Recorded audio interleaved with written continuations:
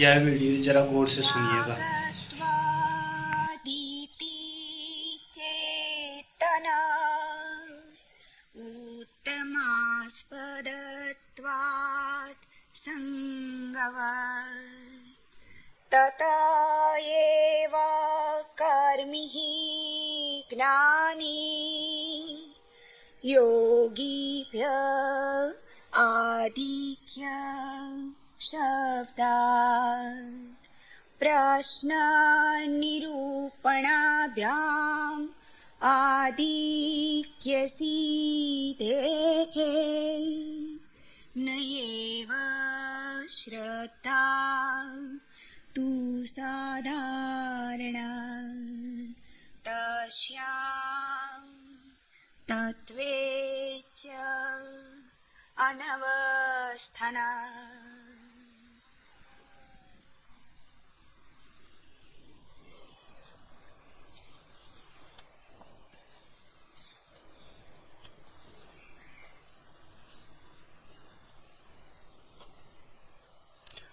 रागत्व अधिचेतना उत्तमास्पदवात संगवत। अनुराग का ही नाम भक्ति है।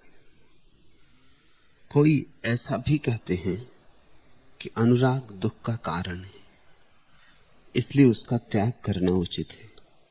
परंतु यह बात ऐसी नहीं है, क्योंकि संग की भांति इसका आश्रय उत्तम है। यह सूत्र महत्वपूर्ण है, ध्यानपूर्वक समझना। इस सूत्र पर सब कुछ निर्भर है, तुम्हारे जीवन का रूपांतरण। सदा से तुमने सुना है, उसका खंडन कर रहे हैं सांडिल्य। सदा से तुमने जो माना है उसका विरोध कर रहे हैं। इसलिए बहुत सजग होकर सुनोगे तो ही ख्याल में पड़ सकेगी बात, क्योंकि तुम्हारे जाने माने के बहुत विपरीत है। कहा गया है तुमसे बार बार कि प्रेम के कारण ही संसार है, दुख है, बंधन है। साधुओं ने, सन्यासियों ने तुम्हें यही समझाया है कि तुम्हारे सारे दुख का मूल प्रेम है, अनुराग है, प्रीति है, राग है। सारी शिक्षाएं तुमसे यह कहती हैं विराग को उपलब्ध हो जाओ, राग को छोड़ दो। और बात तुम्हें भी जचती है, और जचने के पीछे कारण है। जहां राग है वहीं से दुख उत्पन्न होता मालूम होता है। जिससे राग है वही तुम्हें दुखी भी कर सकता है। तुमने किसी स्त्री को चाहा,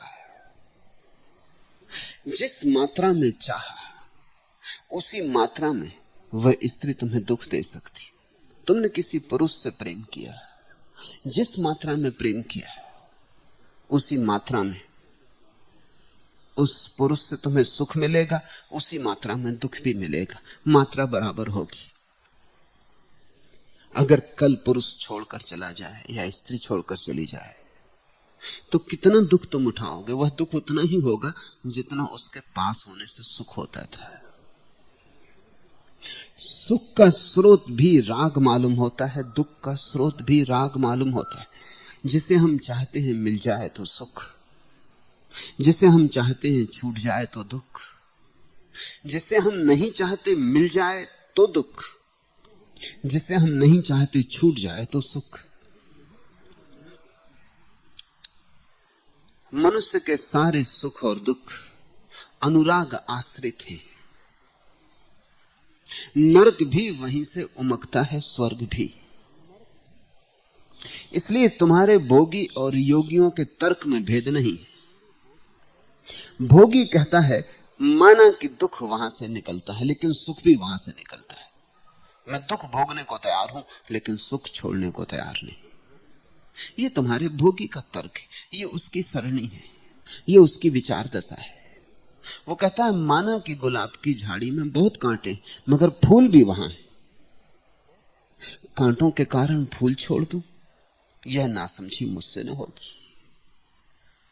मैं जाऊंगा, चुभे कांटे तो चुभे, बचने की कोशिश करूंगा, बचाऊंगा, लेकिन फूल छोड़ने योग्य नहीं। फूल इतने प्यारे हैं कि कांटे सहे जा सकते हैं। यह भोगी की तर्क दशा है। योगी क्या कहता है, विरागी क्या कहता है? विरागी कहता है कि कांटे इतने ज्यादा हैं कि मैं फूल छोड़ने को तैयार हूं। विरागी भी मानता है कि फूल वहां है। अगर फूल ना हो तो कांटों को छोड़ने की बात में कुछ अर्थ ही नहीं रह जाता। कुछ वहां छोड़ने योग्य है, कुछ वहां संपदा है, कुछ अपूर्व फूल खिले हैं जो मन को लुभाते हैं, बुलाते हैं, पुकारते हैं। वह निमंत्रण है, आकर्षण है। लेकिन कांटे बहुत हैं, शर्त बड़ी है, महंगी, इतना मूल्य चुकाने को योगी तैयार नहीं। वो कहता हम फूल छोड़ देंगे मगर कांटों में न जाएंगे। दोनों मानते हैं कि वहां फूल भी हैं और कांटे भी हैं। एक फूल चुनता है, एक फूल छोड़ता है। एक फूलों के कारण कांटे चुनता है, एक कांटों के कारण फूल छोड़ता है। लेकिन दोनों की तर्क सरणी में भेद नहीं है। सांडिल्य कह रहे हैं अनुराग से इसका कोई भी संबंध नहीं। अनुराग के पात्र से संबंध है। तुमने किससे प्रेम किया इस पर निर्भर करता है कि कितना दुख पाओगे। तुमने क्षणभंगुर से प्रेम किया तो बहुत दुख पाओगे, क्योंकि प्रेम चाहता है शाश्वत होना। तुमने पानी के बबूले से प्रेम किया तो दुख पाओगे ही, क्योंकि बबूला अभी है और अभी नहीं हुआ। पानी में उठा बबूला है, कब फूट जाएगा पता नहीं। फूटता है, अब फूटा तब फूटा, फूटने को ही तत्पर है, फूटेगा ही। एक बात सुनिश्चित है, सदा रहने वाला नहीं। और तुमने प्रेम इससे लगाया तो जब बबूला टूट जाएगा तब तुम तड़फोगे, तब तुम जलोगे आग में। ये प्रेम के कारण तुम नहीं जल रहे हो। सांडिल्य के सूत्र को ख्याल में लेना। सांडिल्य कहते हैं प्रेम के कारण तुम नहीं जल रहे हो। प्रेम के कारण तो तुम्हें बबूले में से भी रस मिला था। बबूला जिसमें कि रस है ही नहीं, बबूला जिसमें कुछ भी न था। तुमने चूंकि बबूले से प्रेम किया, उससे भी रस पा लिया था। प्रेम के कारण तुमने रेत से भी तेल निचोड़ लिया था। तेल तो आया था प्रेम से।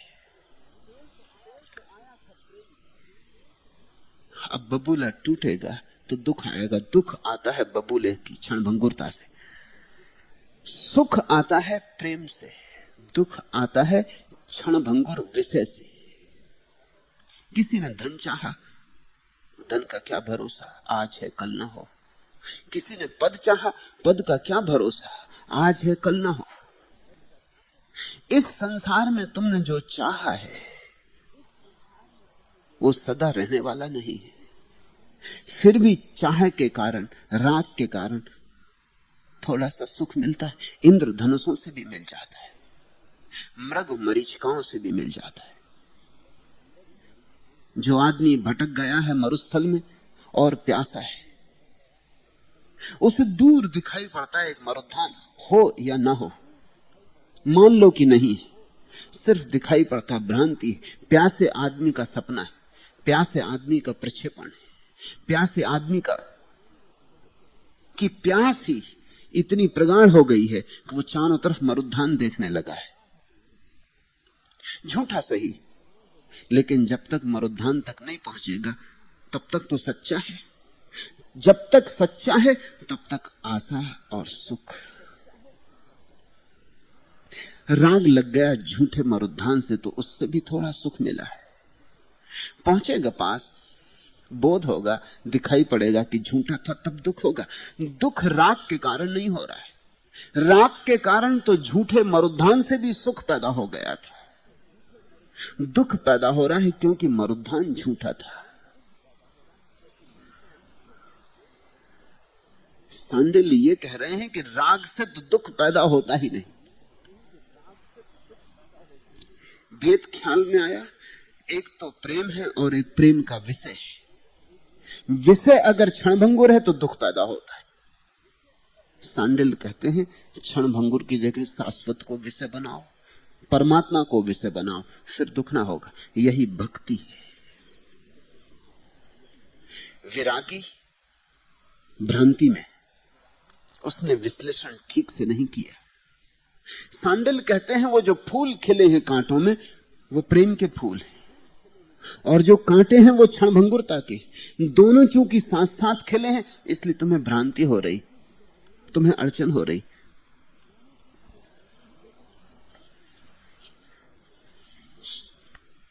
जब भी चूम लेता हूं इन हसीन आंखों को, 100 चिराग अंधेरे में झिलमिलाने लगते। फूल क्या, सिगुफे क्या, चांद क्या, सितारे क्या, सब रकीब कदमों पर सर झुकाने लगते। रक्स करने लगती हैं मूर्तें अजंता की, मुद्दतों के लबस्ता गार गाने लगते हैं।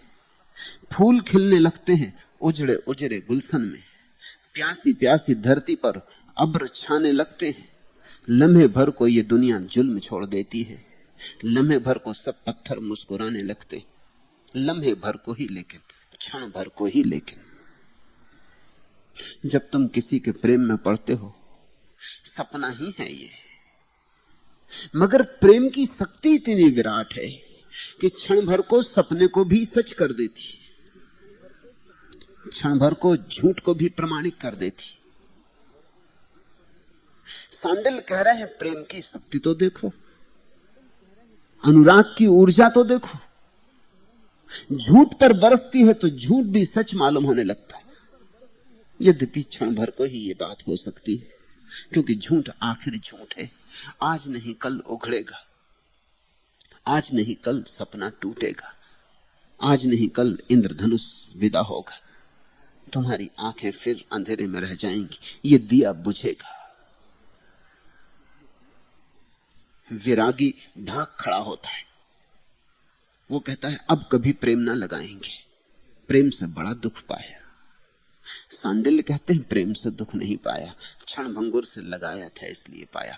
धन से लगाया इसलिए पाया, तन से लगाया इसलिए पाया, मन से लगाया इसलिए पाया। परमात्मा से लगा के देखो, उससे जो सदा है, उससे जो कभी नहीं नहीं होता, और फिर आनंद ही आनंद है।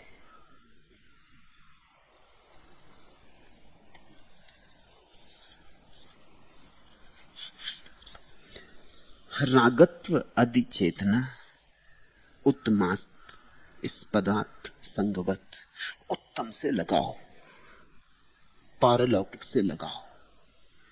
किससे लगाया इस पे निर्भर है। सांप बिच्छू से दोस्ती की, आज नहीं कल डसे जाओगे।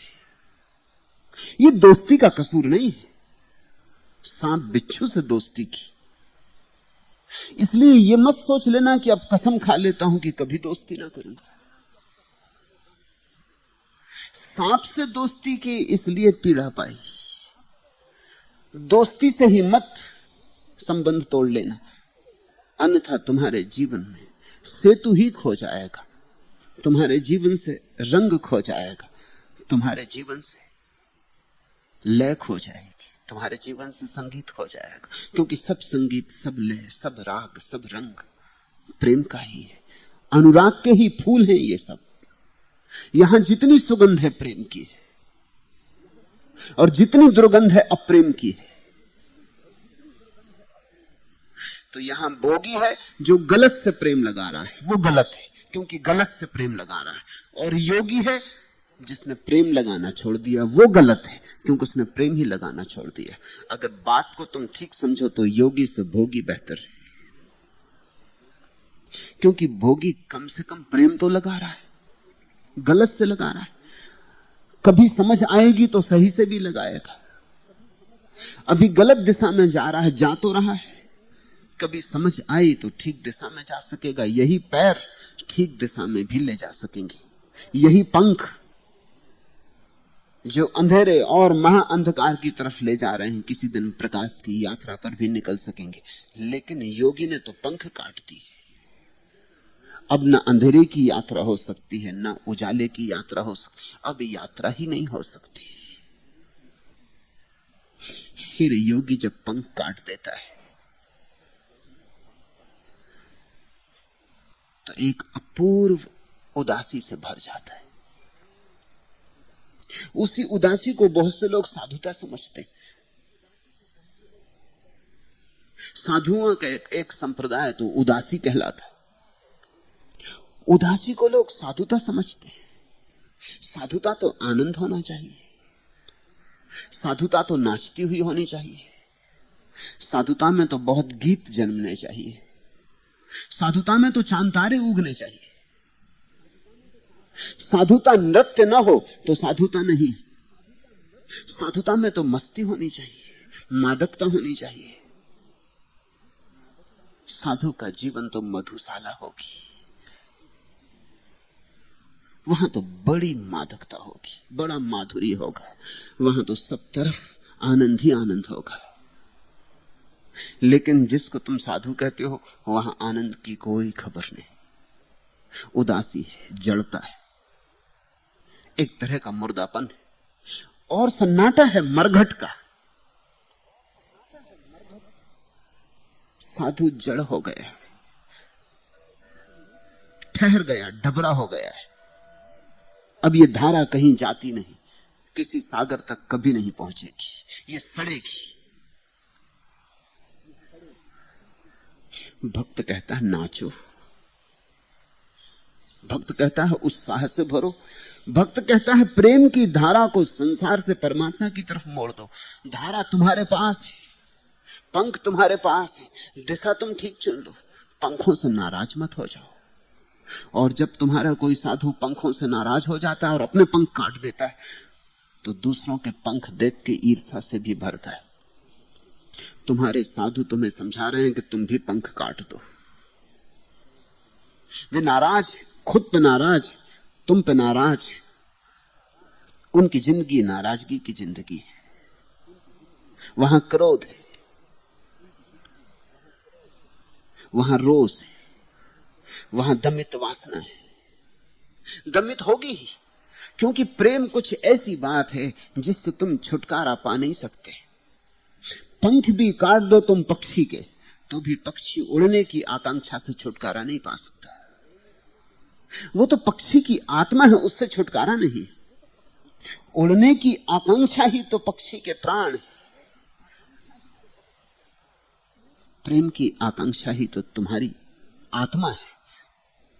तुम कितने ही जंगलों में चले जाओ, कितने ही दूर और कितनी ही गुफाओं में बैठ जाओ, तुम्हारे भीतर प्रेम सुख बुगाएगा। तुम्हारे भीतर प्रेम का झरना फूटने की चेष्टा करता रहेगा। गुफा में बैठोगे तो गुफा से प्रेम हो जाएगा, किसी वृक्ष के नीचे बैठोगे तो उस वृक्ष से प्रेम हो जाएगा। कोई पक्षी तुम्हारे कंधे पे आके बैठने लगेगा वृक्ष के नीचे, तुम्हें शांत बैठा देख के, तो उस पक्षी से प्रेम हो जाएगा। अगर वो एक दिन ना आएगा तो तुम प्रतीक्षा करोगे। वैसी ही प्रतीक्षा जैसे प्रेमी प्रेसी की करता या प्रेसी प्रेमी की करती। तुम चिंतातुर होगे कि क्या हुआ उस पक्षी का, अंधड़ था, तूफान था, कहीं गिर तो नहीं गया, कहीं मर तो नहीं गया। वो वृक्ष सूखने लगेगा तो तुम बेचैन होगे, तुम दूर नदी से जल भर के लाओगे, उस वृक्ष को डालोगे। वह बेचैनी वैसी ही होगी जैसे बच्चा बीमार होता तो मां को होती। प्रेम से भागोगे कहां? तुम प्रेम हो।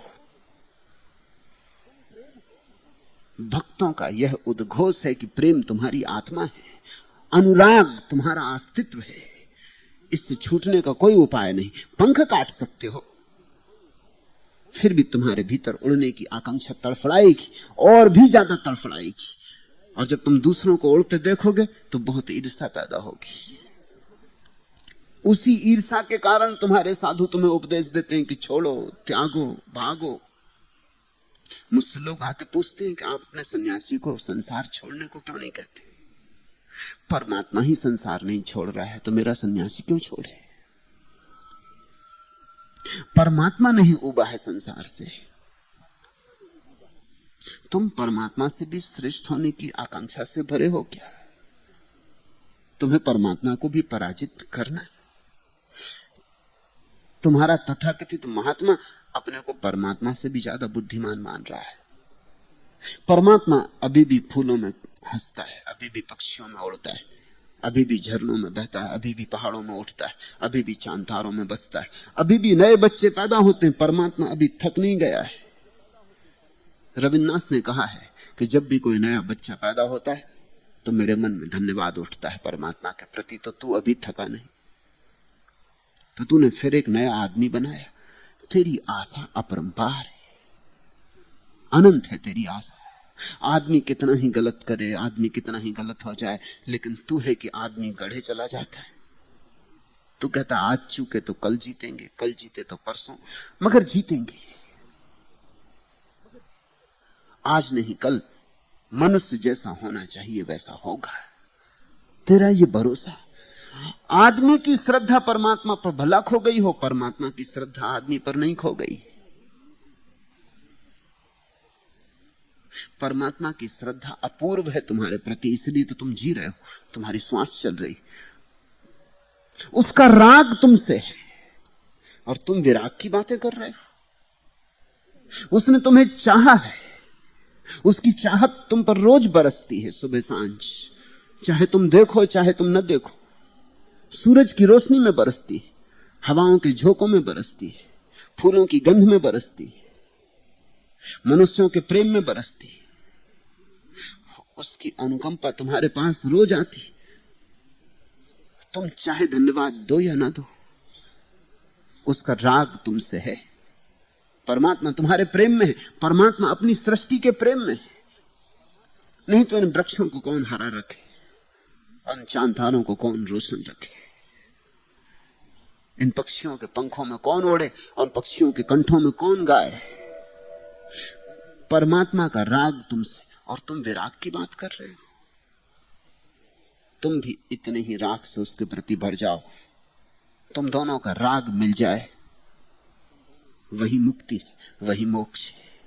परमात्मा ने तुम्हें खूब चाहा है और तुमने नहीं चाहा, यही तुम्हारी भ्रांति है। तुम्हारी चाहत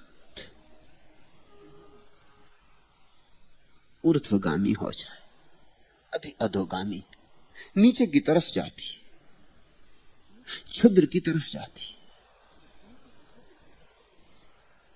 इसलिए सावधान रहना, जब भी तुम्हें कोई उदास महात्मा देखे बचना, क्योंकि वो रोग के कीटाणु लिए हुए, उससे दूर दूर रहना, उससे सावधान रहना, क्योंकि वे रोग के कीटाणु खतरनाक हैं। एक बार तुम्हारे भीतर पड़ गए, तुम संक्रामक हो गए तो उनका इलाज मुश्किल है। और वे रोग के कीटाणु तुम्हें जचेंगे, जचेंगे इसलिए कि तुमने भी दुख पाया है, तुम्हारे भी हाथ जले, तुमने भी इस जीवन में बहुत पीड़ा पाई है। जिससे प्रेम किया उसी से दुख पाया है, किस और से दुख पाओगे? दुख तो पाया जाता उसी से जिससे हम प्रेम करते हैं, क्योंकि उसी से हम आशा करते हैं, उसी से आशा भी टूटती है, उसी से आकांक्षा करते, उसी से आकांक्षा उखड़ती, उसी से हमारी अपेक्षाएं होती, उसी से विषाद आता है। तुमने देखा अजनबी से तुम्हें कभी दुख नहीं होता। क्यों होगा? दुख तो अपनों से होता है, क्योंकि अपनों से अपेक्षा लगी होती। कुछ तुम चाहते थे और वैसा नहीं हुआ। राह चलता कोई तुम्हारा एक छोटा सा काम कर देता तो तुम अनुग्रह से भर जाते हो, क्योंकि कोई अपेक्षा नहीं। तुम्हारी पत्नी तुम्हारी जीवन भर से सेवा कर रही, तुमने कभी धन्यवाद नहीं दिया। धन्यवाद देना बेहुदा भी लगेगा। अपनों को कोई धन्यवाद देता है, पराओं को ही हम धन्यवाद देते।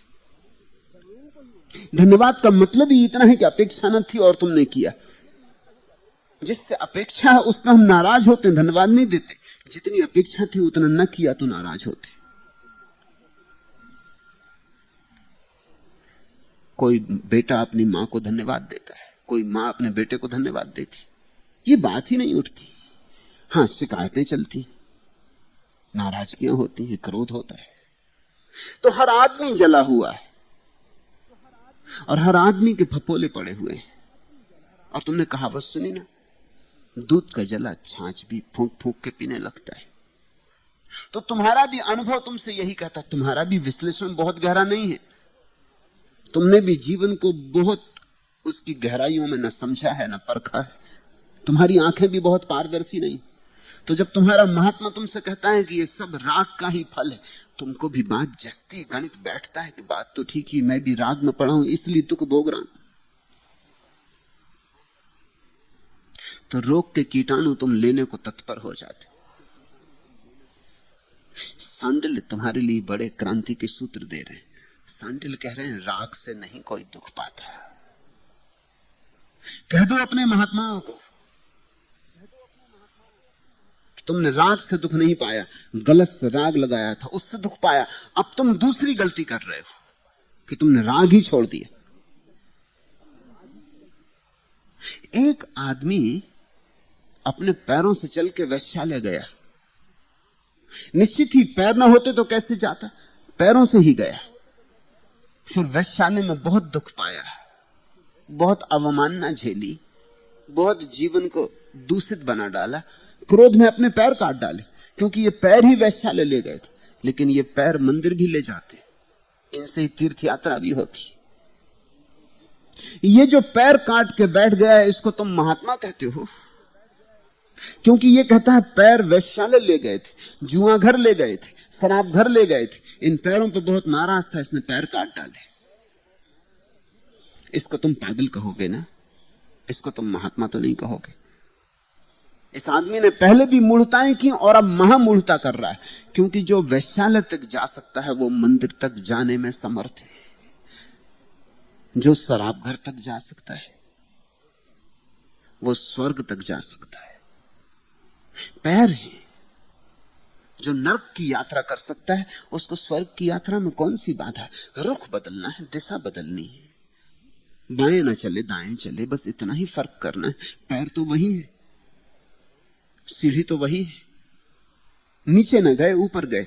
उसी सीढ़ी से तुम ऊपर जाते हो, उसी से नीचे जाते हो। सीढ़ी थोड़ी तोड़ देते हो इसलिए कि नीचे ले जाती। जो सीढ़ी नीचे ले जाती वही ऊपर नहीं ले जाती, सिर्फ दिशा बदलनी होती। सांडिल कहते हैं दिशा बदलो, क्षण भंगुर से छोड़ो नाता, राग छोड़ो और शाश्वत से राग जोड़ो, परम से जोड़ो राग। जरा सोचो तो कि क्षण भंगुर में जहां कोई सुख नहीं है, राग के कारण वहां भी सुख के क्षण मिल जाते। लम्हे भर को ये दुनिया जुल्म छोड़ देती है, लम्हे भर को सब पत्थर मुस्कुराने लगते हैं। तुम्हें दिखाई पड़ने लगता है कि सब चारों तरफ हंसी है, चारों तरफ खुशी है। जरा सोचो, अगर यही प्रेम तुम शाश्वत से लगाओ तो अनंत होगी तुम्हारी संपदा, उसका कोई पारावार ना होगा। और उन लोगों से बचना है जिन्होंने पैर काट लिए, पंख काट लिए, विरागियों से बचना। राग ही मार्ग है। जवानी अपनी किस तरह गुजारी है तूने कि अब हर उठती जवानी से बदगुमान है तू। यह फर्द जुर्म किसी और की जुबां पर नहीं, खुद अपने अहदे गुजिस्तां की तर्जुमान है तू। वह चेहरे जिनमें फरोजा हैं अस्मते मरियम, तू उन पे अपने गुनाहों का अक्स डालती। तेरा जमीर है तीरा महो नजूम नहीं, महो नजीम से तू तीरगी उछालती। मिटा दिया तेरे चेहरे की झुर्रियों ने जिसे, तू उस निखार की अब ताब ला नहीं सकती। हंसी को जुर्म समझने का यह सबब तो नहीं कि हंसी तेरे ओंठों पे आ नहीं सकती। बिठा दिए तो हैं पहरे कदम कदम पे, मगर झिझक के चलने में लग्जिश जरूर होती है। गुनाह होते हैं दाखिल वहीं से फितरत में, जवानी अपना जहां एतबार खोती है। ये तितलियां जिन्हें मुट्ठी में भींच रखा है, जो उड़ने पाए तो उलझे कभी न खारों से। तेरी तरह ये भी कहीं न बुझ कर रह जाएं, तपिस निचोड़ना इन नाचते सरारों से।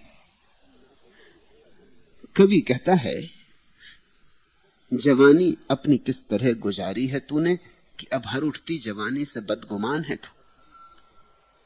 तुमने जरूर गलत ढंग से अपनी जवानी गुजारी होगी, तभी तुम जवानों पर नाराज होते हो, तभी तुम हर जवान के विरोध में होते हो। तुमने राग अपना गलत से लगाया होगा, इसलिए तुम हर रागी पर नाराज होते। ये फर्द जुर्म किसी और की जुबां पर नहीं, खुद अपने अहदे गुजिस्तां की तर्जुमान है तू। और जब भी तुम किसी बात की निंदा करते हो तो ख्याल रखना ये तुम्हारे अतीत की ही निंदा है और किसी बात की निंदा नहीं। जब कोई आदमी कहता है धन पाप है, तो समझ लेना इसने अपनी जिंदगी धन कमाने में गंवाई होगी, कुछ और नहीं कहता ये आदमी। जब कोई आदमी कहता है स्त्रियों के पीछे मत भागो, ये सब व्यर्थ है, तो वो इतना ही कहता है कि इसने अपनी जिंदगी स्त्रियों के पीछे भागने में गंवा दी। ये आदमी अपने संबंध में कुछ कह रहा है, ये तुम्हारे संबंध में कुछ नहीं कह रहा, ये स्त्रियों के संबंध में कुछ नहीं कह रहा, ये सिर्फ अपने संबंध में कुछ कह रहा है। वह चेहरे जिनमें फरोजा है असमते मरियम, तू उन पे अपने गुनाहों का अक्स डालती। यहां ऐसी स्त्रियां भी हुई जैसे मरियम, जीसस की मां मरियम। उससे ज्यादा पवित्र चेहरा और कहां खोज पाओगे। लेकिन तुम कहते हो कि स्त्रियां नरक के द्वार हैं। जरूर तुम अपना ही अनुभव दोहरा रहे हो। तुमने ऐसी स्त्रियां खोजी होंगी जो नरक के द्वार है, ये तुम्हारी खोज के संबंध में खबर है, ये स्त्रियों के संबंध में कोई खबर नहीं। यहां तो मरियम जैसी स्त्रियां भी हैं जो स्वर्ग के द्वार है, जिनसे देवता भी पैदा होने को तड़फे। वह चेहरे जिन पर फरोजा है अस्मते मरियम, तू उन पे अपने गुनाहों का अक्स डालती है। तेरा जमीर है तीरा, महो नजूम नहीं। तेरा अंतःकरण अंधेरे से भरा है, आकाश नहीं, आकाश में तो बहुत चांद तारे। तेरा जमीर है तीरा, महो नजूम नहीं। महो नजूम पे तू तिरगी उछालती है और तुम अपने भीतर के अंधेरों को चांद तारों पे फेंकते हो। मिटा दिया तेरे चेहरे की झुर्रियों ने जिसे, तू उस निखार की अब ताब ला नहीं सकती। हंसी को जुर्म समझने का यह सबब तो नहीं कि हंसी तेरे ओंठों पे आ नहीं सकती। क्योंकि तुम नहीं हंस सकते इसलिए हंसी पाप है, क्योंकि तुम नहीं हंस सकते इसलिए हंसी जुर्म है, क्योंकि तुम नहीं हंस सके तुम्हारे जीवन में, तुम्हें कला के सूत्र न मिले, तुम्हें हंसने का राज न मिला, क्योंकि तुमने रोते जिंदगी बितारी, तो तुम सभी को कहते फिरते हो कि जिंदगी में सिवाय आंसुओं के और कुछ भी नहीं, कांटे ही कांटे हैं, फूल यहां है ही नहीं। क्योंकि तुम्हारी बगिया में फूल न खिला इसलिए और बगियाओं में फूल नहीं। तुम अपने को सब पर मत थोपो, तुम्हारी हार तुम सबकी हार में मत बदलो। मगर तुम्हारे महात्मा यही करते रहे, बिठा दिए तुम्हें पहरे कदम कदम पे, मगर झिझक के चलने में लज्जस जरूर होती है। गुनाह होते हैं दाखिल वहीं से फितरत में, जवानी अपना जहां एतबार खोती, जहां जवान आदमी, जहां जीवन अपने में आस्था खो देता है, वहीं से पाप शुरू होते। और तुम्हारे महात्माओं ने तुम्हारी आस्था डगमगा दी। उन्होंने तुम्हें ऐसी बातें दी हैं कि तुम जो भी करो गलत है, तुम जो भी करो गुनाह है, खाओ पियो गुनाह है, उठो बैठो गुनाह है, सो जागो गुनाह है, प्रेम करो, संबंध बनाओ, दोस्ती बनाओ, गुनाह है, सब गुनाह है। तुम्हें गुनाहों से भर दिया। ये गुनाहों से भरा हुआ आदमी कैसे तो ईश्वर को पुकारे, किस मुंह से पुकारे, किस कारण पुकारे? ईश्वर ने सिवाय गुनाहों के और कुछ तो दिया नहीं, सिवाय पापों से भरी ये जिंदगी और तो कुछ दिया नहीं। तुम धन्यवाद किस बात का दो? और जहां धन्यवाद नहीं वहां प्रार्थना नहीं पैदा होती। गुनाह होते हैं दाखिल वहीं से फितरत में, जवानी अपना जहां एतबार खोती है। ये तितलियां जिन्हें मुट्ठी में भींच रखा है, जो उड़ने पाए तो उलझे कभी न खारों से। और तुम्हारे महात्माओं ने क्या किया? तितलियां पकड़ रखी, इस डर से कि कहीं अगर उड़े तो कांटों से न उलझ जाए। ये तितलियां जिन्हें मुट्ठी में भींच रखा है, जो उड़ने पाए तो उलझे कभी न खारों से, तेरी तरह ये भी कहीं न बुझ कर रह जाएं तपिश निचोड़ना इन नाचते सरारों से, इन नाचते हुए चिंगारियों से आग को मत निकाल लो, इनका जीवन निचोड़ मत लो, इन्हें उड़ने दो। भक्ति तुम्हें जीवन की परम स्वतंत्रता देती। भक्ति कहती तुम्हारा आकाश है, उड़ो, प्रभु ने पंख दिए, उड़ो। इतना ही ध्यान रहे कि ये पंख ऊपर भी ले जा सकते, ये पैर मंदिर तक भी पहुंच सकते, ये आंखें देह का सौंदर्य देखने पर चुक न जाएं। यद्यपि देह के सौंदर्य में कुछ भी खराबी नहीं, कोई भी पाप नहीं है, तो सौंदर्य उसी का, सारा सौंदर्य उसी का है। जब तुम किसी स्त्री को या किसी पुरुष को सुंदर पाते हो तो ये उसी की झलक है, ये उसी की खबर है, दूर की सही, बहुत दूर की गूंज सही, मगर उसी की गूंज अनुगूंज है, वही झलका है। लेकिन ये आंखें दृश्य पर ही समाप्त न हो जाएं, एक अदृश्य सौंदर्य भी है इन आंखों को उसकी तलाश में लगाना। और ये कान शब्दों को ही सुनते सुनते शांत ना हो जाएं, शून्य को सुनने का भी और बड़ा आनंद है। और ये हाथ जो छुआ जा सकता है उसी को ना छूते रहें। कुछ ऐसा भी है जो छुआ नहीं जा सकता, फिर भी हाथों में आ सकता है। और ये हृदय व्यर्थ की ही चिंतना में ना डूबा रहे, सार से भी इसका संबंध जुड़े। राग के दुश्मन मत बन जाना, राग के अतिरिक्त कोई सेतु नहीं।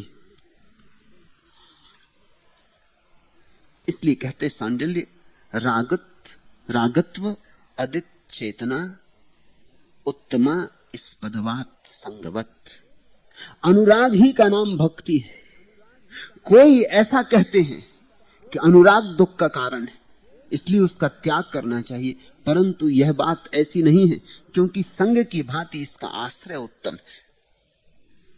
आश्रय कैसा है, विषय कैसा है, उत्तम से जोड़ दो तो भक्ति हो जाती,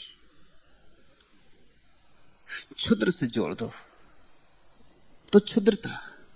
इसलिए मैंने तुमसे कहा कि प्रीति तत्व के ये रूप है। एक स्नेह अपने से छोटे से, बच्चे से, बेटे से। दूसरा प्रेम अपने समान से, पति से, पत्नी से, मित्र से। तीसरा श्रद्धा अपने से बड़े से, पिता से, मां से, गुरु से। और चौथी परम दशा है भक्ति।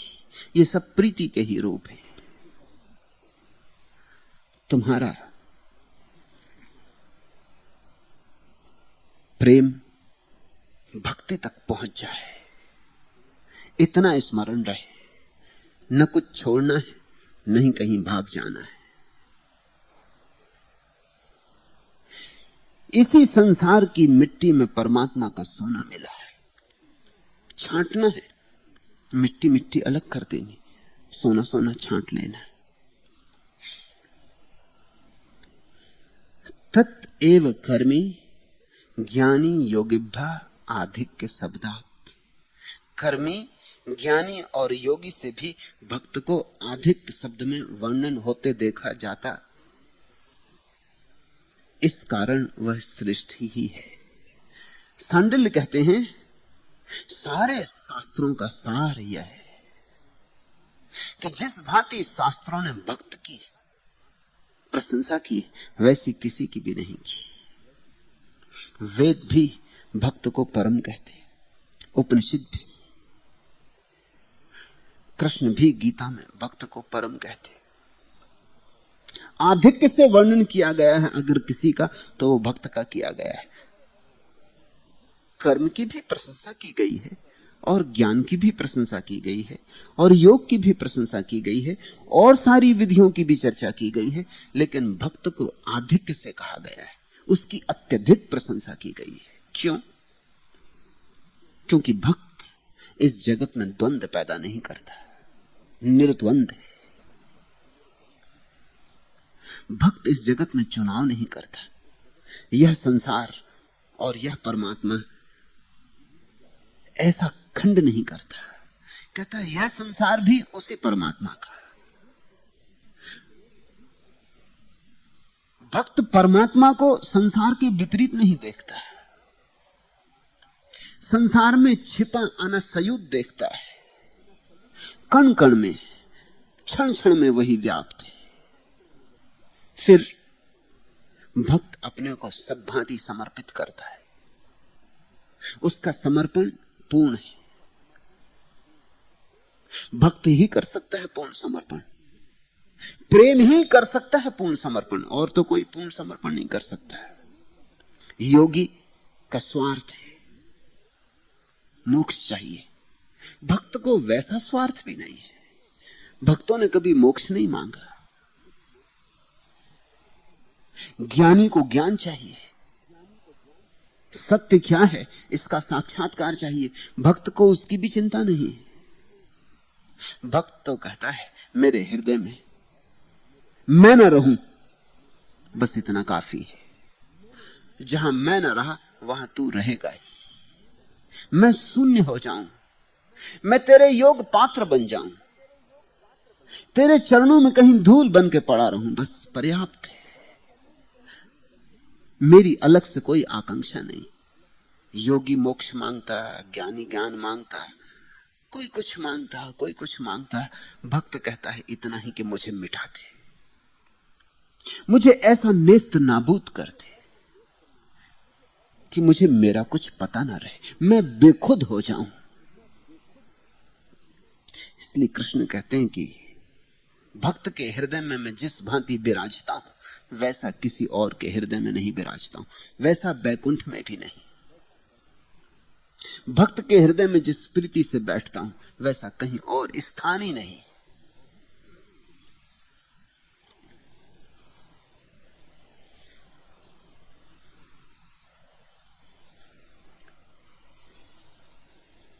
प्रश्न निरूपणाभ्याम आधिक्य सिद्ध है। भक्ति की यह सृष्टा प्रश्न और उत्तर द्वारा भी सिद्ध हो चुकी है। यह सूत्र बड़ा अनूठा है। अनूठा इसलिए कि बड़ा सांकेतिक है, और सांकेतिक होने के कारण इसके अब तक जो अर्थ लिए गए हैं बड़े गलत लिए गए। यह सूत्र सीधा सीधा नहीं है, बड़ा परोक्ष है। क्या चाहते हैं सांडिल्य कहना कि भक्ति की यह श्रेष्ठता प्रश्न और उत्तर द्वारा सिद्ध हो चुकी है। जिन्होंने सांडिल्य पर व्याख्याएं की हैं उन्होंने ये मान लिया कि प्रश्न उत्तर से सांडिल्य का इशारा श्रीमद् भगवत गीता की तरफ है, क्योंकि कृष्ण और अर्जुन के बीच प्रश्न उत्तर हुए और उन्हीं प्रश्न उत्तर में भक्ति की सर्वोच्च ऊंचाई सिद्ध हो चुकी है।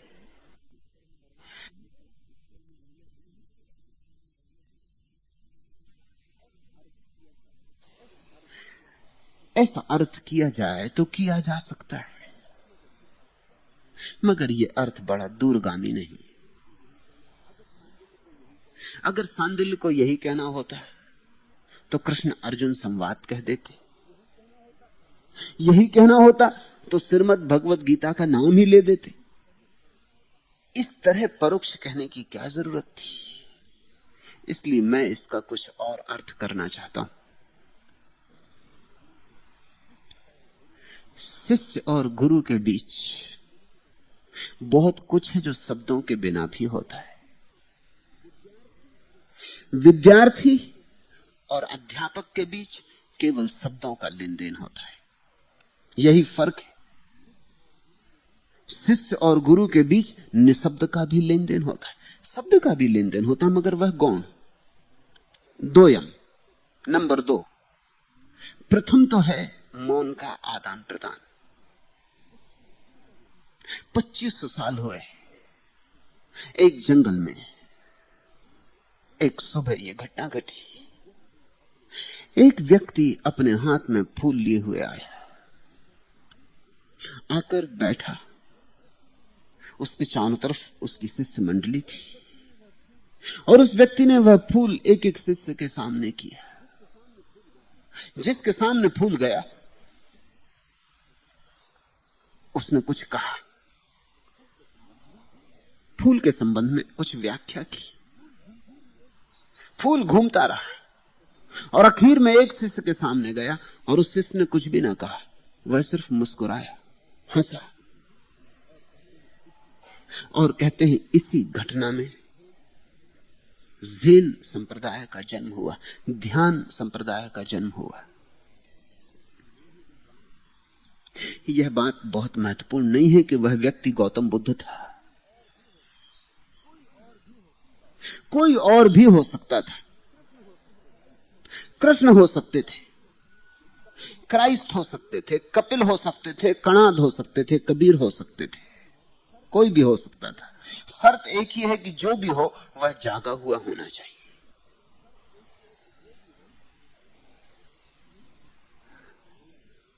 और ध्यान संप्रदाय का जन्म क्यों हुआ? उस एक के हंसने पर। क्योंकि जब बुद्ध ने इस फूल को औरों के सामने किया तो वे भाषा में बोले, उन्होंने कुछ कहा, अपना अपना ज्ञान दिखलाया।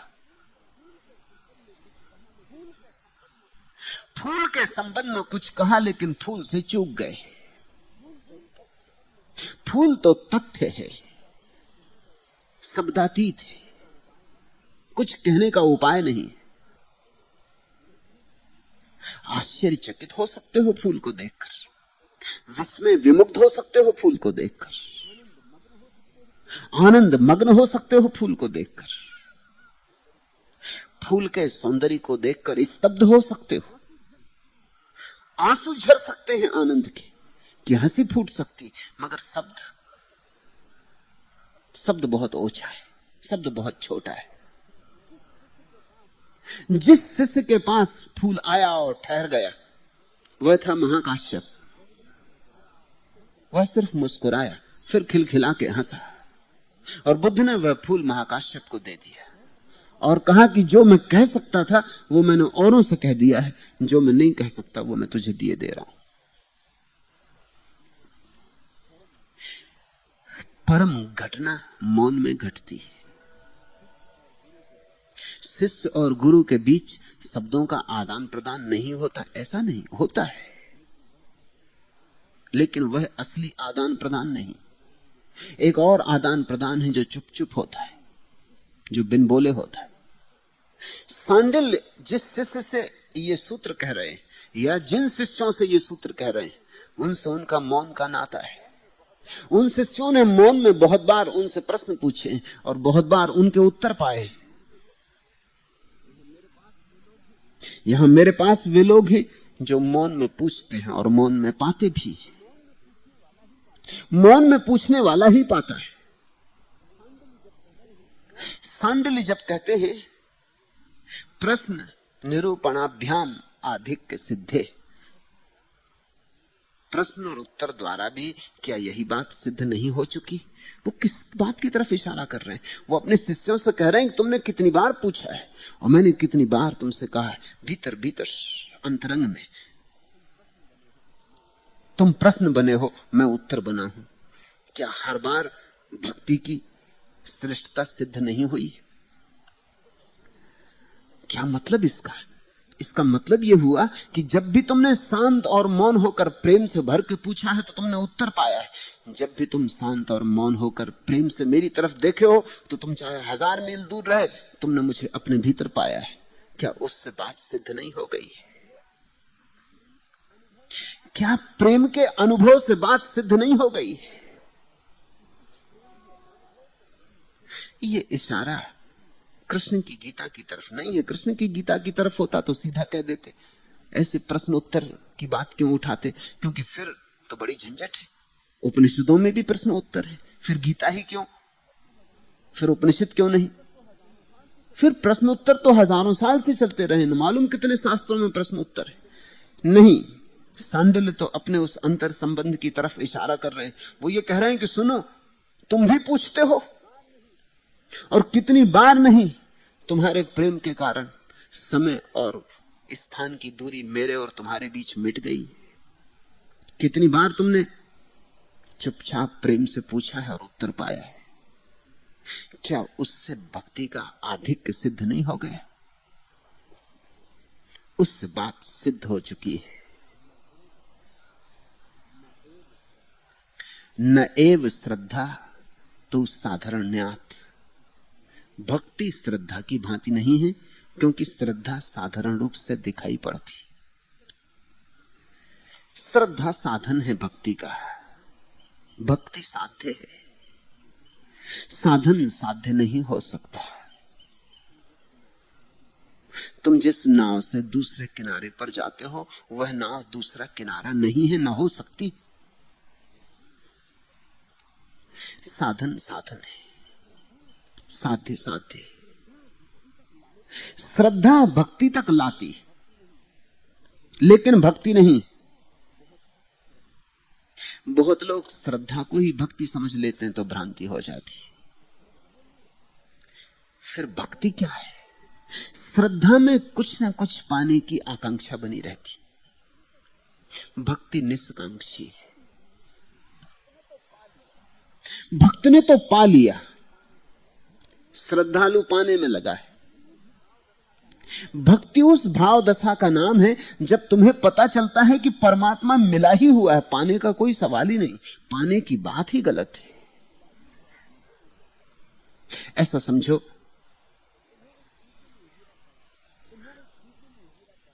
तुम्हारे खीसे में हीरा पड़ा है और तुम भूल गए।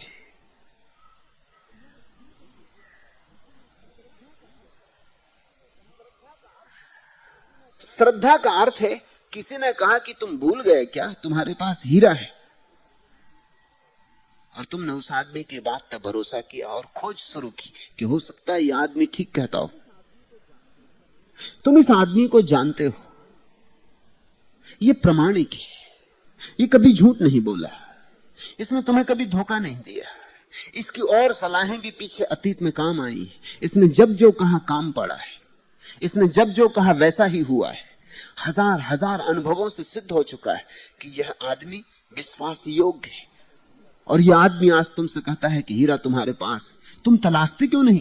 तुम हाथ फैलाए भीख क्यों मांगते हो? हीरा तुम्हारे भीतर पड़ा है, तो तुम्हें श्रद्धा उमकती है। तुम सोचते हो कि यह आदमी कभी झूठ नहीं बोला, यह आदमी सदा मेरे काम आया और इसने जो कहा सदा ठीक हुआ। मैंने माना तो, मैंने नहीं माना तो, अंततः इसकी बात सदा सही सिद्ध हुई है। हो ना हो ये भी बात सही हो, ये श्रद्धा। फिर तुम खोज करते हो और एक दिन हीरा तुम्हारी मुट्ठी में आ जाता। जब हीरा तुम्हारी मुट्ठी में आ जाता तब भक्ति। अब तुम अहोभाव से भरते हो, अब तुम्हारे भीतर बड़ी कृतज्ञता उठती, तुम नाचते हो, तुम मस्त हो। मस्ती समाती नहीं, बही जाती, आधिक्य हो गया। और अब तुम हंसते भी हो कि मैं भी कैसा मूल, जिस हीरे को खोजता था वो मेरे पास था, हीरा मेरे पास था और मैं दाने दाने को मुहताज था। मैं भी कैसा पागल। ऐसी ही परमात्मा की उपलब्धि है। परमात्मा को तुमने कभी खोया नहीं। जैसे तुम खो दो वह परमात्मा नहीं, परमात्मा तुम्हारा स्वभाव है। खोगे कैसे? तुम परमात्मा हो, परमात्मा तुम्हारे हृदय में धड़क रहा है, वो हीरा तुम्हारे भीतर पड़ा है। तुम जब चाहो तब पालो, क्योंकि तुम पाए ही हुए हो। भक्ति उस दशा का नाम है जब तुम अपने भीतर भगवान को पाते हो। भक्ति भगवान की उपस्थिति से उठी सुवास है, श्रद्धा तलाश है, श्रद्धा खोज है। सांडिल्य कहते हैं भक्ति श्रद्धा की भांति नहीं, क्योंकि श्रद्धा साधारण रूप से दिखाई पड़ती।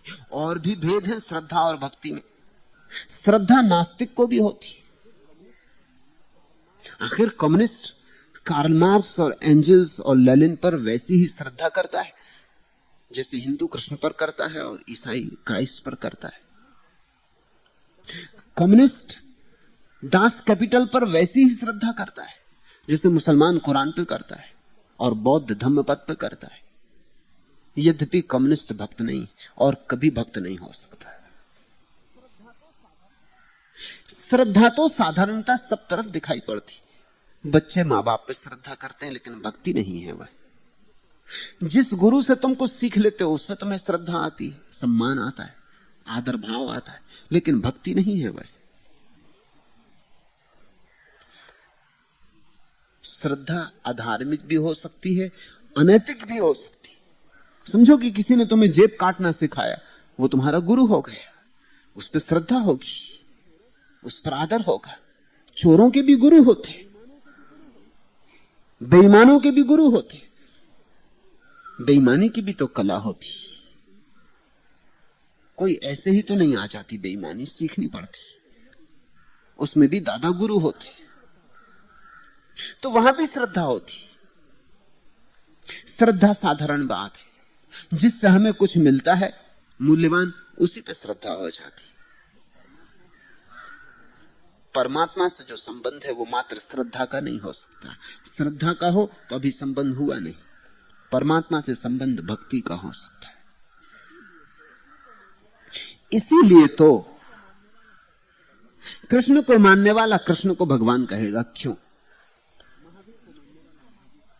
महावीर को मानने वाला महावीर को भगवान कहेगा। क्यों?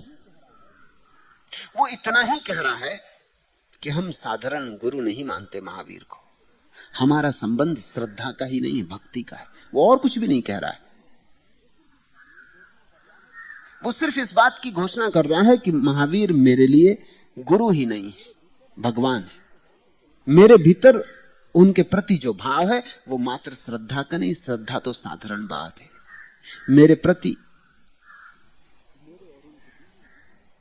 मेरे और उनके बीच जो फूल खिला है वो भक्ति का है।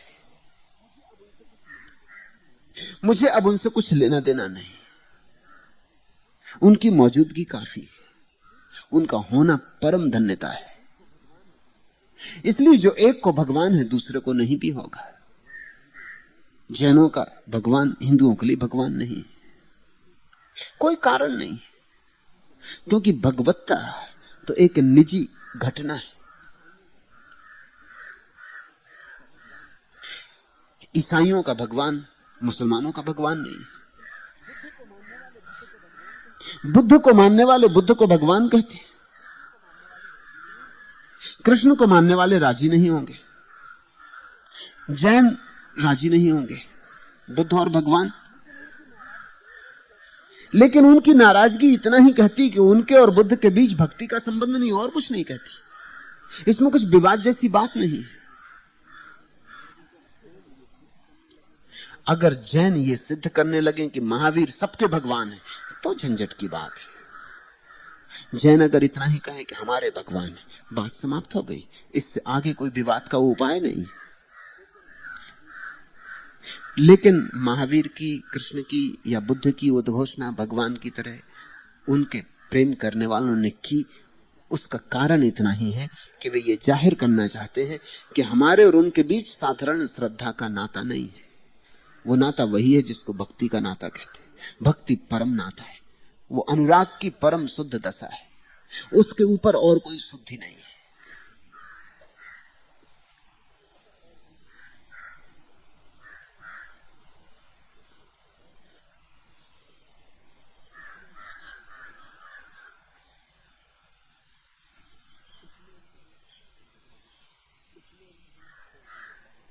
स्नेह क्षण भंगुर का होता है, प्रेम भी क्षण भंगुर का होता है, और श्रद्धा भी। भक्ति शाश्वत की है। श्रद्धा बनती है, मिट सकती है, आज है कल खो जाए। आज तुमने जिसे श्रद्धा से देखा शायद कल श्रद्धा से न देखो, अश्रद्धा से देखो। श्रद्धा बदल सकती है, लेकिन भक्ति आई तो आई, फिर बदलना नहीं जानती। और जो भक्ति बदल जाए तो जानना कि भक्ति नहीं थी, श्रद्धा ही रही होगी। तुमने भक्ति मान लिया था, झूठ तुमने अपने ऊपर आरोपित कर लिया था। भक्ति बदलती नहीं, बदल ही नहीं सकती। एक बार आई तो आई, फिर जाने का नाम नहीं लेती। जो चली जाए वो ज्यादा से ज्यादा श्रद्धा हो सकती। काम तक हील आ नहीं सकती, दीद दूरी मिटा नहीं सकती, कैफ क्या भागती बहारों में, दिल की राहत कहां नजारों में, लाख झूले नजर सितारों में, तीरगी घर की जा नहीं सकती। कल्पना से कुछ काम नहीं बनता, काम तखील आ नहीं सकती। तुम्हारे प्रेम, तुम्हारे स्नेह, तुम्हारी श्रद्धाएं कल्पना के फैलाव हैं, तुम्हारी मान्यताएं। तुमने मान लिया तो ठीक, लेकिन जीवन के सत्य के अनुभव नहीं है। दीद दूरी मिटा नहीं सकती और दर्शन भर से दूरी नहीं मिटती जब तक एकात्म अवस्था न हो जाए। श्रद्धा में दूरी है, भक्ति में दूरी समाप्त हो गई, भक्त और भगवान एक हो गए। काम तखील आ नहीं सकती, दीद दूरी मिटा नहीं सकती, कैफ क्या भागती बहारों में। और जहां प्रतिक्षण सब कुछ बदला जा रहा है वहां आनंद कैसे होगा। कैफ क्या भागती बहारों में, दिल की राहत कहां नजारों में, लाख झूले नजर सितारों में, तीरगी घर की जा नहीं सकती। और तुम कितने ही आकाश के तारों को देखते रहो, इससे तुम्हारे घर का अंधेरा नहीं मिटेगा। घर का अंधेरा तो तभी मिटेगा जब घर का दिया जलेगा। श्रद्धा दूसरे पर होती, श्रद्धा पर होती। भक्ति जब तुम्हारे भीतर भगवान का दिया जलता, जब तुम भगवान के मंदिर बनते हो, तब जब तुम उसके पूजा ग्रह बन जाते हो। पुजारी ही नहीं, उसके पूजा ग्रह, उपासक ही नहीं, उसके मंदिर। जिक्र अजदास से हूं गो खुरसद, हालो माची का राबता ताचंद, मौत से साज करके जीना क्या, खुम से जो गिर गई वह पीना क्या, वहम से चाके असल सीना क्या, उधड़े जाते हैं खुद ब खुद पैबंद, नग मगी गम पिछाएगी क्यों कर, मुफलिसी गुनगुनाएगी क्यों कर, मैं कदा है निसात की बस्ती, फिर भी मिटता नहीं गमे हस्ती, मुस्तकिल प्यार आरजी मस्ती, रूह तस्कीन पाएगी क्यों कर। यहां इस जगत में राहत नहीं मिल सकती, तस्कीन नहीं मिल सकती। मुस्तकिल प्यार आरजी मस्ती, यहां सब क्षणिक है, अभी है अभी नहीं है, सब पानी पर खींची गई लकीरें। मुस्तकिल प्यार आरजी मस्ती, रूह तस्कीन पाएगी क्यों कर। यख जमेगी सरार पर कितनी, आग ही होगी बेखबर कितनी, जुल्फ सहरा के इत्र बरसा जाए, नस्सा सा एक हवास पर छा जाए, नर्म जानू पर नींद भी आ जाए, नींद की उम्र ही मगर कितनी। यख जमेगी सरार पर कितनी, चिंगारी पर बर्फ जमाना चाहो तो कितनी देर जमा पाओगे, कितनी जमा पाओगे। यख जमेगी सरार पर कितनी, आग ही होगी बेखबर कितनी, जुल्फ लहरा के इत्र बरसा जाए, नस्सा सा एक हवास पर छा जाए, नर्म जानू पर नींद आ जाए, नींद की उम्र ही मगर कितनी। बार बार सोओगे क्षणभंगुर में, बार बार नींद टूटेगी, बार बार जगोगे। यहां तो उथल पुथल मची ही रहेगी। तो स्नेह से काम ना चलेगा, प्रेम से काम ना चलेगा, श्रद्धा से काम ना चलेगा। वे सभी के सभी संसार के भीतर भक्ति चाहिए। संसार के पार आंख उठनी चाहिए। कुछ तो तुम्हारे जीवन में ऐसा हो जो सांसारिक नहीं, कोई एक किरण सही जो तुम्हें संसार के पार ले चले। उसी किरण के सहारे तुम परमात्मा तक पहुंच जाओगे। और फिर कृष्ण ने अर्जुन से कहा, न कोई भाई, न बेटा, न भतीजा, न गुरु, एक ही शक्ल उभरती है हर आईने में, आत्मा मरती नहीं जिस्म बदल लेती, धड़कन इस सीने की जा छुपती है उस सीने में, जिस्म लेते हैं जन्म, जिस्म फना होते, और जो एक रोज फना होगा वो पैदा होगा। एक कड़ी टूटती है दूसरी बन जाती है, खत्म ये सिलसिला है जिंदगी, फिर क्या होगा। रिश्ते 100, जज्बे भी 100, चेहरे भी 100 होते, फर्ज 100 चेहरों में शक्ल अपनी ही पहचानता है। वही महबूब वही दोस्त, वही एक अजीज, दिल जिसे इश्क और इदराक अमल मानता है। जिंदगी सिर्फ अमल, सिर्फ अमल, सिर्फ अमल, और ये बेदर्द अमल सुलह भी है, जंग भी है। अमन की मोहनी तस्वीर में है जितने रंग, उन्हीं रंगों में छुपा खून का एक रंग भी है। खौफ के रूप कई होते हैं, अंदाज कई। प्यार समझा है जिसे, खौफ है वो प्यार नहीं। उंगलियां और गड़ा और जकड़ और जकड़, आज महबूब का बाजू है ये, तलवार नहीं। जंग रहमत है, जंग रहमत है कि लानत, पर सवाल अब न उठा। जंग जब आ ही गई सर पर तो ये रहमत होगी। दूर से देखना बढ़ते हुए सोलों का जलाल, इसी दोजक के किसी कोने में जन्नत होगी। जख्म खा, जख्म लगा, जख्म है किस गिनती में। फर्ज जख्मों को भी चुन लेता है फूलों की तरह। न कोई रंज, न राहत, न सिले की परवाह, पाक हर गर्ज से रख दिल को रसूलों की तरह। यहां जितने संबंध हैं, भाई का, बेटे का, माँ का, पिता का, गुरु का, सब संसार के। न कोई भाई, न बेटा, न भतीजा, न गुरु। एक ही शक्ल उभरती है हर आईने में। आत्मा मरती नहीं, जिस्म बदल लेती है। धड़कन इस सीने की जा छुपती है उस सीने में। जिस दिन तुमने सब शक्लों में छिपे उस एक को देख लिया, उस दिन भक्ति। जब तक शक्ल में अटके तब तक स्नेह, प्रेम, श्रद्धा। जिस दिन शक्लों के पीछे छिपे उस एक को देख लिया, जब तक लहरों में उलझे तब तक स्नेह, प्रेम, श्रद्धा। जब सागर को देख लिया तो भक्ति। ऐसा नहीं है कुछ कि भगवान कहीं और है, यहीं छिपा है, इन्हीं वृक्षों में, इन्हीं लोगों में, इन्हीं पक्षियों में, इन्हीं पहाड़ों में, यहीं छिपा है। लेकिन हम शक्ल से उलझ जाते हैं। हम वृक्ष को देखते, वृक्ष के भीतर बहते प्राण की धारा को नहीं।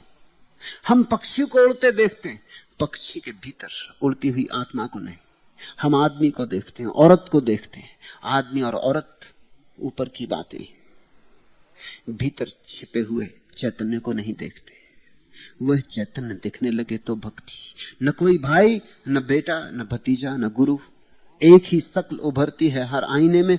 आत्मा मरती नहीं, जिस्म बदल लेती है। धड़कन इस सीने की जा छुपती है उस सीने में। ऐसा देखो,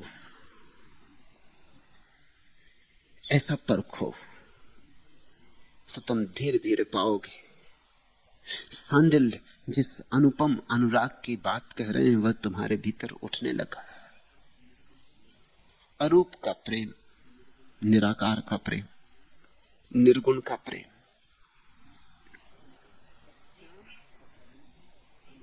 तस्याम तत्वेच अनुवस्थानात्। श्रद्धा और भक्ति को एक अर्थ में लगाने से दोष हो जाएगा। श्रद्धा को भक्ति मत समझ लेना, श्रद्धा पर रुक मत जाना। सांडिल का यह इशारा है।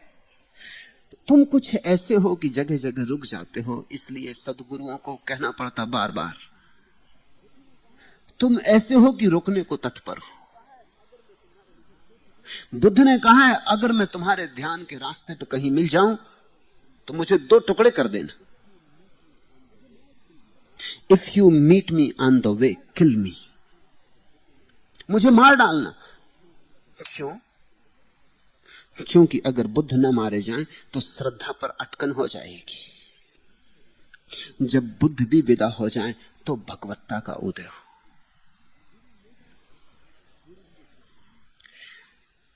गुरु के भी पार जाना होगा। गुरु ले जाता अंतिम तक, लेकिन अंततः अंतोगत्वा गुरु अपना हाथ छुड़ा लेता। उस समय हिम्मत होनी चाहिए कि तुम भी हाथ छोड़ दो, क्योंकि गुरु आखिरी रूप है। अरूप और रूप के बीच गुरु आखिरी कड़ी है। मगर अरूप में जाना है, निर्गुण में जाना है, निराकार में जाना है। इसलिए सांडिल्य कहते हैं, श्रद्धा और भक्ति को एक समझोगे तो दोष हो जाएगा। श्रद्धा और भक्ति को एक मत समझना। श्रद्धा जगे शुभ है, अगर तुम स्नेह में पड़े हो, प्रेम में पड़े हो, तो श्रद्धा तक पहुंचना बड़ी क्रांति है। लेकिन फिर उस क्रांति के भी पार जाना है। बुद्ध ने कहा है जैसे कोई नाव से नदी पार करता है, फिर दूसरे किनारे उतर के नाव को छोड़कर आगे बढ़ जाता है।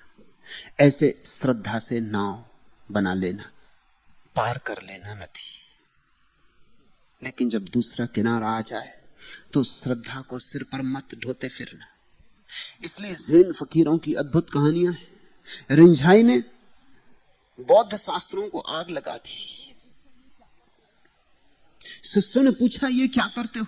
रिंझाई ने कहा श्रद्धा बहुत हो चुकी, श्रद्धा तोड़नी जरूरी, तुम इन शास्त्रों में मत अटक जाना, इसलिए आग लगाता हूं।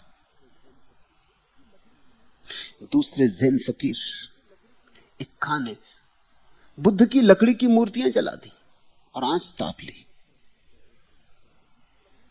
श्रद्धा को एक दिन छोड़ देना है। श्रद्धा के जो पार उठता है वही भक्ति को उपलब्ध होता है। आज इतना।